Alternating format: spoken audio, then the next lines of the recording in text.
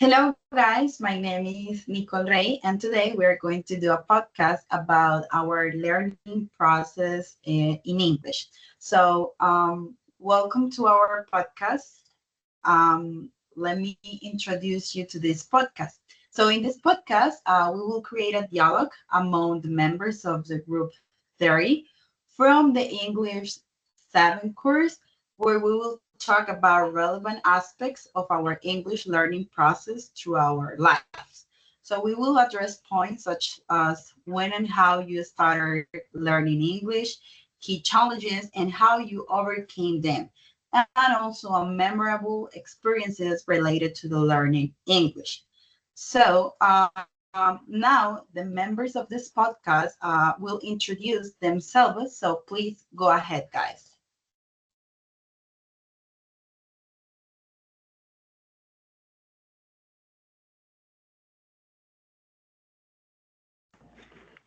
Good Okay. evening, everyone. My name is Fonseca. I'm one of the member of this group. I'm ready to talk about my process about learning English in this course.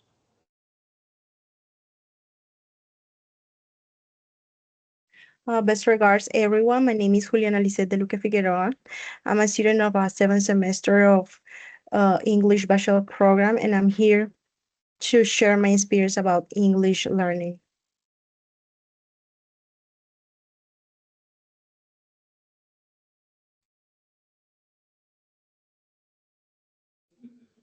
Hello, my name is Juan Ramirez.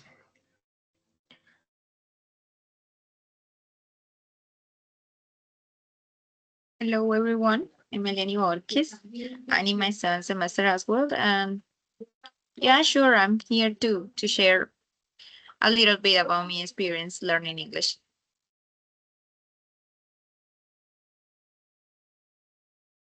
Perfect. Thank you so much, guys, for your introduction. Now let's start with the first question. That will be this one. When and how you started learning English? So who wants to start, please raise your hand.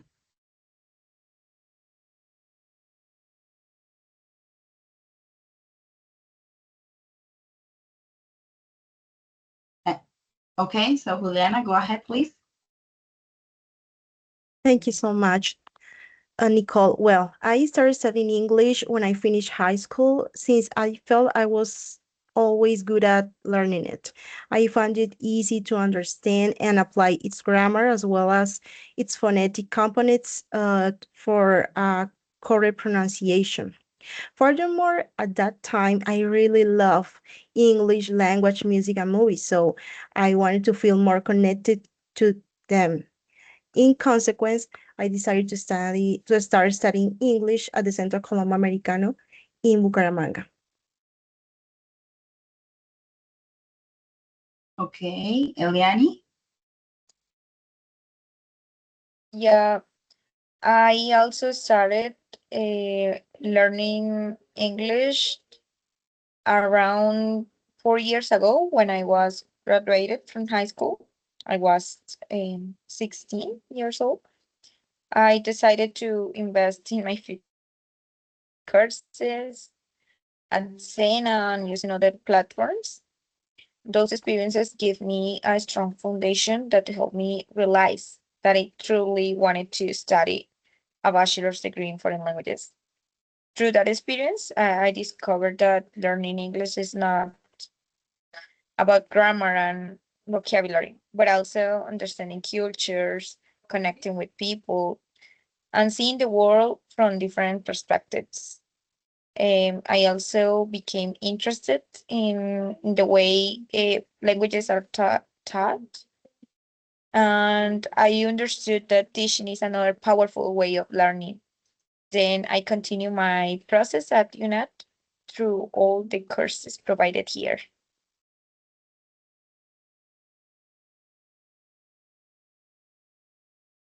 Thank you, Juan.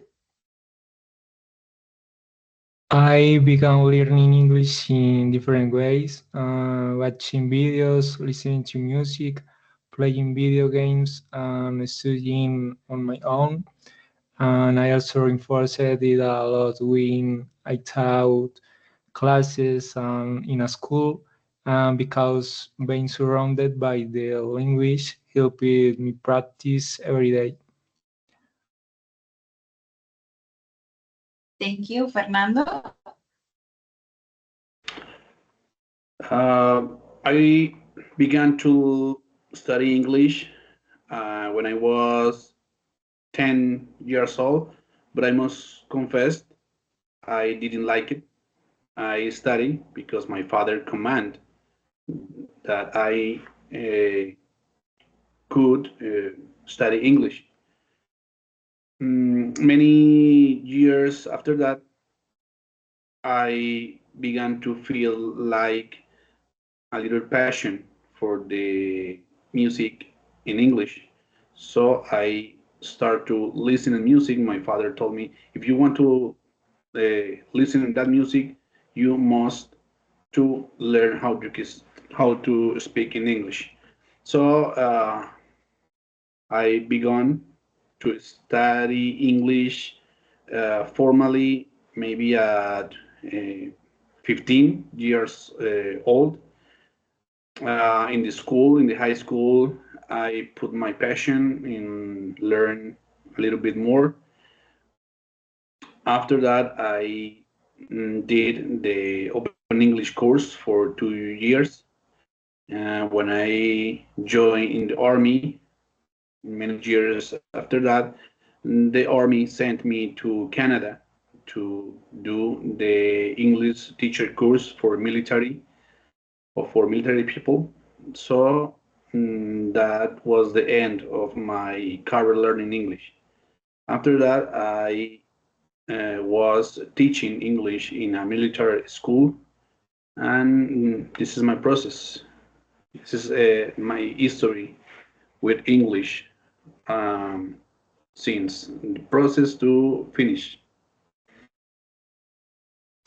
All right, thank you. So now, well, in my case, I started learning English when I was very young, around 6 years old, I think, thanks to my mom who was persistent about it. So she enrolled me in small English classes to build a solid foundation. At first, at the same as Fernando, I didn't want to go because, it was on Saturday, so I felt like a big time commitment to do that English classes. But over time, I developed a true passion for learning this new language that is the English. So now that we finished for this question, let's talk about the key challenges and how you overcame them. So who wants to start?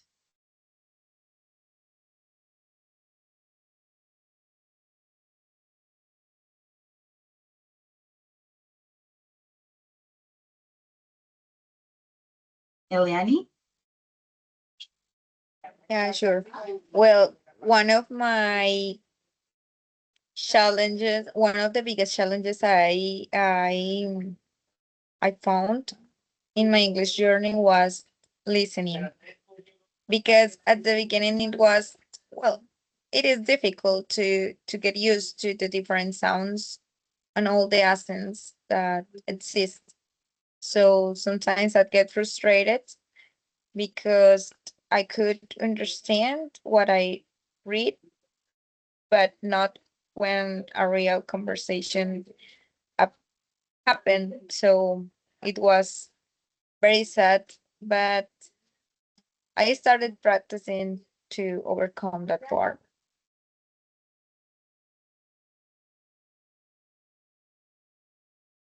Okay, thank you. Juan?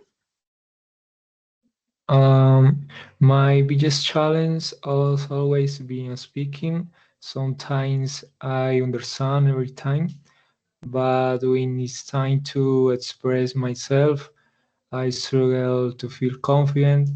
To improve, I have used apps, watched series, talked with friends, and studied by myself. Little by little, this has helped me gain more confidence. Thank you, Juliana. Okay, well, in my process of learning English, my biggest challenge has been from a grammatical perspective, the use of phrasal verbs and other tenses like conditional tense. And from a general linguistic perspective, the listening comprehension, it's a little bit hard to me. So to overcome these challenges, I had practiced a lot these topics and the specific comprehension skill every day, as I believe that the most effective way to acquire a language skill is through constant practice. Every day, with regular review and assess of the performance improvement. I think is necessary. All right, Fernando. In my case, the key challenge was try to translate in my mind at the same time with the person is speaking or was speaking. That was a difficult moment for me because sometimes I didn't understand what he or she was saying. So I could overcame listening a little bit more music and watching videos or movies with subtitles in English and language in English. That's the for me is the best way to overcome that challenge. Thank you, Fernando. So, in my case, my biggest challenge while learning English actually was grammar. I found it difficult to understand verb tenses, and honestly, sometimes I found all the writing tedious. But however, in my English course, I met a teacher who taught me these topics to me in an interactive way, and because of that I was able to understand them better. Also, I started doing more exercises and I feel more and more confident also in this topic. So thank you for your experience. Now let's talk about the effective strategy that help you to improve in English. So who wants to start?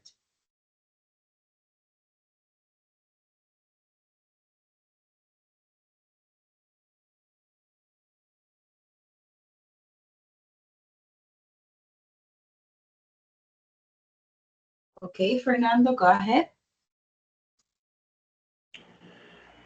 I create a good way to learn a little bit more.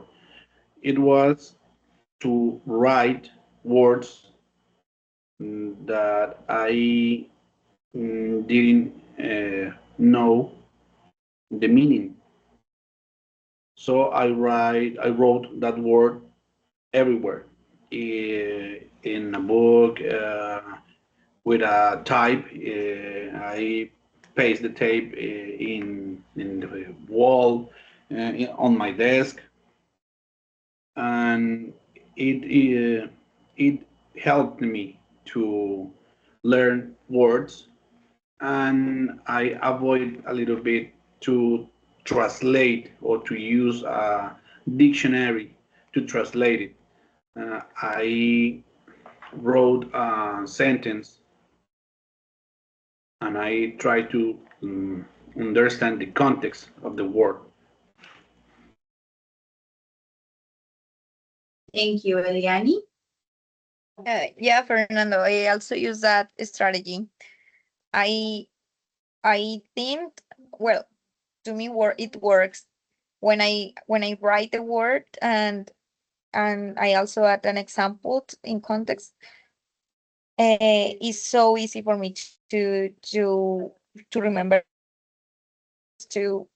Just to look the word, and then if it's a week, and then I continue, I see it again, and that's it. I can remember the sentence in a easy way using that strategy. And I also used Duolingo because it's a way of keep practicing every day. It's a reminder that I have to study every day. So Duolingo has helped me to keep in that um line of studying at least 5 minutes, but studying. And I also watching videos with subtitles is a very good way that has helped me a lot. And speaking, finding friends from another part of the world that want to talk in English is very good because sometimes it's okay at the beginnings we are always afraid of making mistakes in English, but then when you start speaking and sharing with others, you find that that is not a problem. The problem is if you don't practice. Thank you.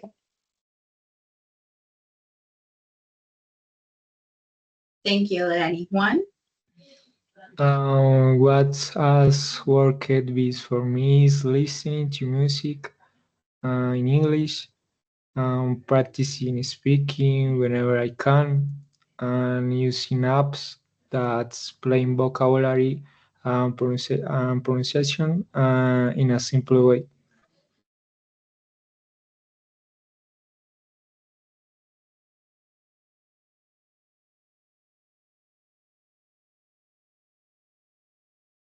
Okay, well, in my case, the specific strategy that helped me to improve my English language skills are where, for example, in for speaking skills, I prefer to read aloud every day for a text in English.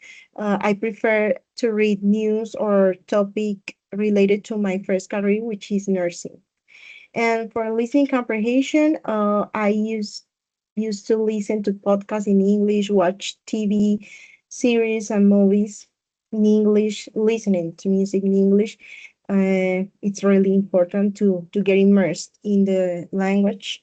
And for writing skills, I did or I practice with the several exercises, for example, on website that cover specific topics, following the requirements of international standardized exams to get used to the way English natives and speakers write. Thank you, Juliana. So, in my case, the strategies that work best for me, as same as one, were immersion and active exposure. For example, watches series, movies, and videos in English, listening to music in English, and making a point to speak everything in English as much as possible. I think these activities help me think in English and increase my vocabulary and comprehension. So now we are going to share a memorable experience related to learning English. Who wants to start?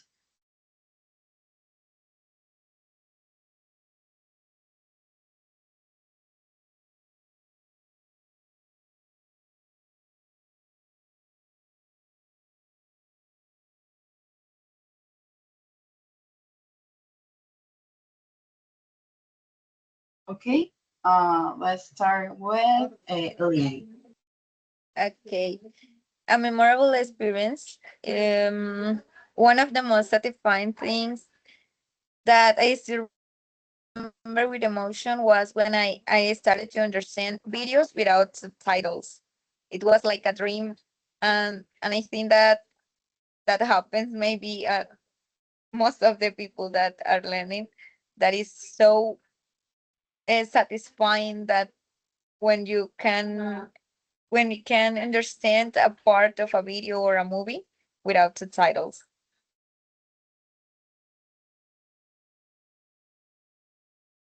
Thank you, Juan. Um, One of the most memorable experience was really seeing that I could understand movies and English without subtitles, and also being able to read tests and understanding completely motivates me a lot.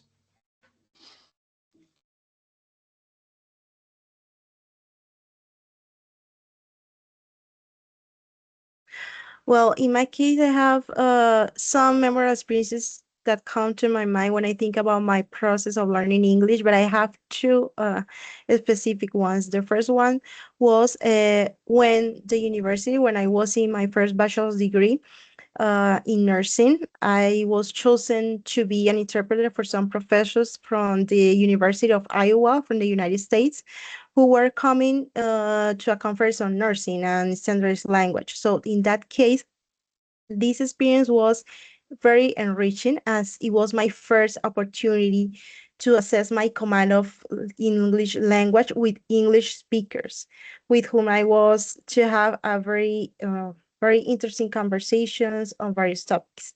And the second experience was when I participated in my first spelling bee contest. I love spelling bee contests, and where I came in second place at that time. So this reaffirmed that I had the talent to this activity and helped me a lot in learning new vocabulary as well as improving my comprehension and oral production.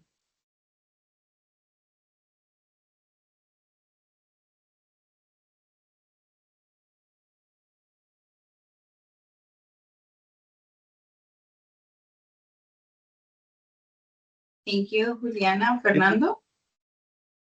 in my case, my most memorable experience was when I came to Canada with my poor English at that time, and I feel a big shock with a different culture because it's difficult to get in a place when the only one that is in Spanish is you.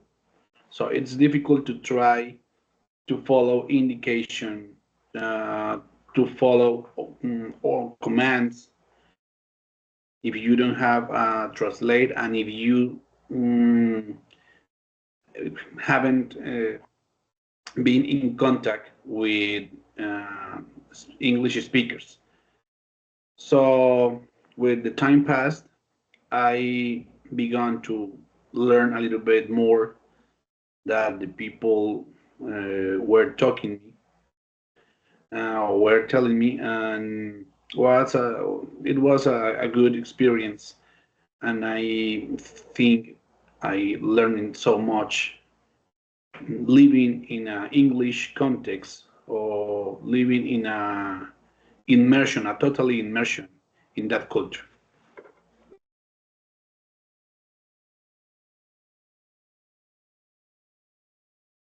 Perfect. Thank you, all of you guys. So, in my case, one of my favorite memories was when, after so long in English classes, I had to interact for the first time with a native speaker from USA. I had a conversation with him, and he said to me like, "Hey, are you from the USA too?" Uh, that was because he thought it was my native languages, and he understood everything I said to him. So that experience made me feel like my English was really good. So now we have here our last question, and it is, what is your current level and future goals in English proficiency? So who wants to start?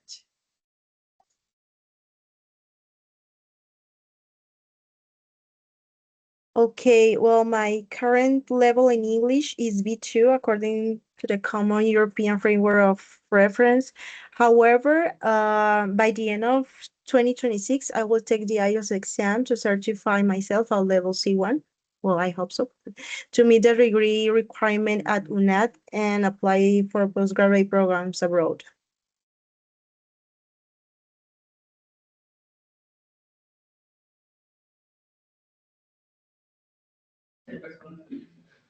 Right now, I have a B2 level. Also, in listening, I'm closer to a C1. My goal is to keep improving my fluency so I can feel confident in any conversation.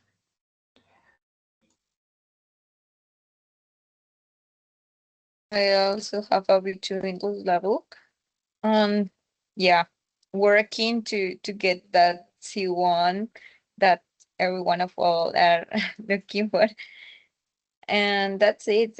Getting more vocabulary, of course, and improving fluency.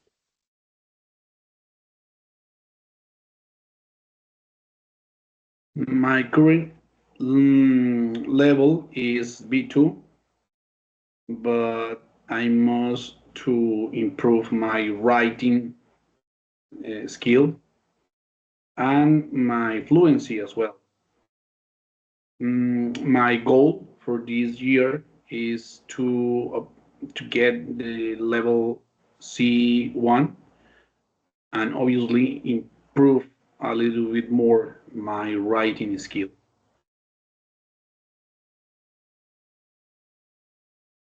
Well, in my case, currently my level is around B2 as well, and I am eager to continue improving every day because I found English a fantastic languages. My goals include expanding my vocabulary to master those words that often feel tricky, and possibly doing a language exchange to improve my pronunciation with a native speaker from another country. So, to end this podcast, let's pass to the individual reflection. So, let's start with Fernando. Mm, I mm,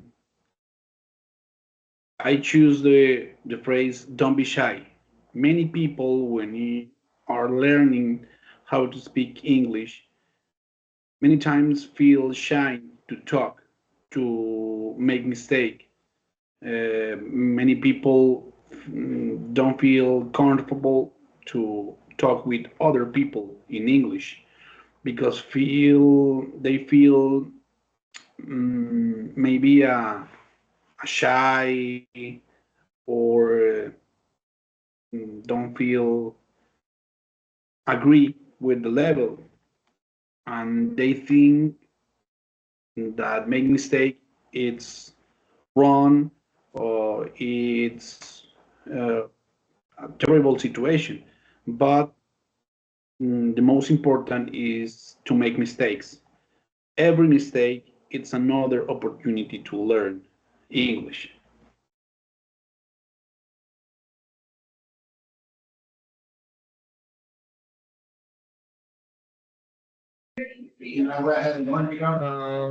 During my English learning journey, feel very motivated and happy to see my progress.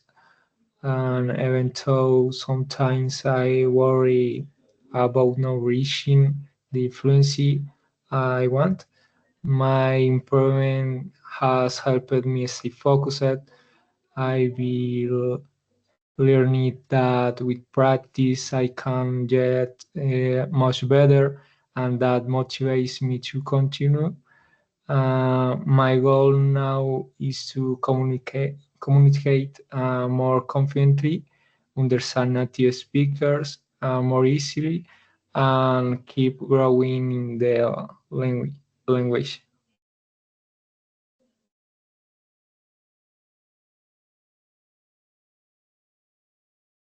Okay, well, as I have already said, my targeted goal is to get a C1 level in the near future, to get a postgraduate studies, and that's my specific goal. And I think the best way to get this achievement, not only in English learning but also in everything in life, is a discipline. If people have discipline, no matter how hard or difficult seems to be something, but you can learn it. So I think the main key in any learning process is discipline, to practice every day, not to give up, to face any difficulty. No, you have to keep on track, you have to have discipline, and you have to practice.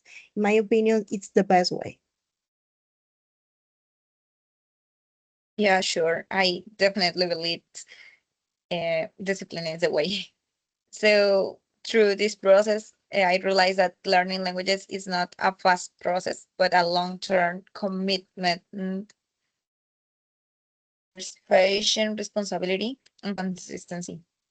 So I understood that progress does not happen overnight. It is built through small efforts every day. Becoming responsible for my own learning has been one of the most important lessons that I've learned to improve. So improvement comes from discipline, as Julie says.